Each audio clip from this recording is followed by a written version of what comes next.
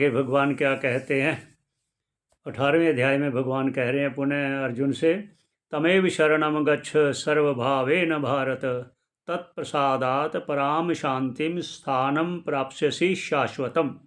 कि हे मेरे प्रिय अर्जुन, तमेव शरणम, उसी एक परमात्मा की जो सर्वव्यापक परमात्मा है, जो सर्वत्र है, तमेव शरणम गच्छ, उसी की शरण हो जाना चाहिए, उसी के आश्रित होना चाहिए, उसी की शरण जाओगे तभी वह माया से छुटकारा होगा।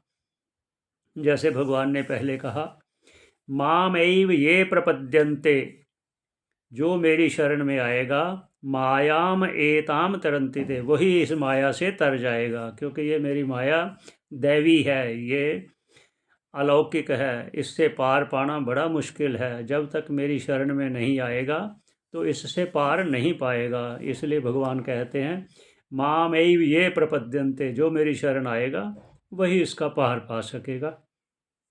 आगे भगवान जो कहा, तमेव शरणम गच्छ, उस परमात्मा की शरण होना चाहिए।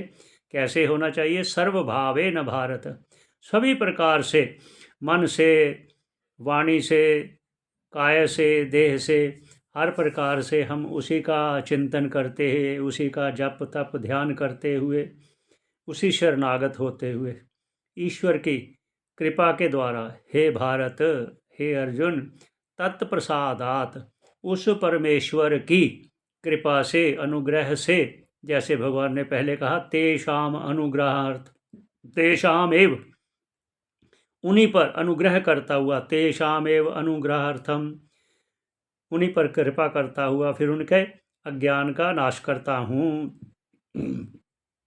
तत्प्रसादात पराम शांतिम, उसी परमात्मा की प्रसन्नता से, अनुग्रह से परम शांति को स्थानम प्राप्स्यसि, उस स्थान को प्राप्त करेगा जो शाश्वत है। तद्धामम परमम मम, उस मेरे परम धाम को अर्थात मोक्ष को प्राप्त करेगा, अर्थात मेरे स्वरूप से एकता को प्राप्त होकर के मुक्त हो जाएगा, जन्म मरण से रहित हो जाएगा। ऐसा भगवान कहते